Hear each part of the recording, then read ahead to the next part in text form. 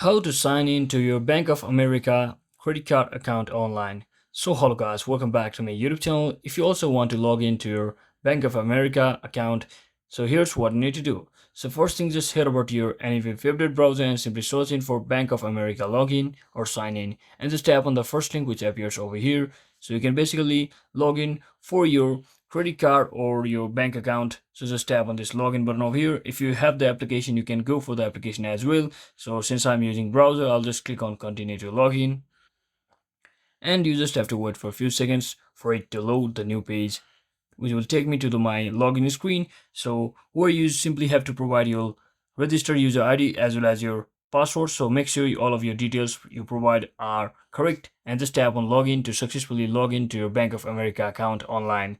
And if you ever forget password or forget ID, you can always tap on this link over here to successfully reset those.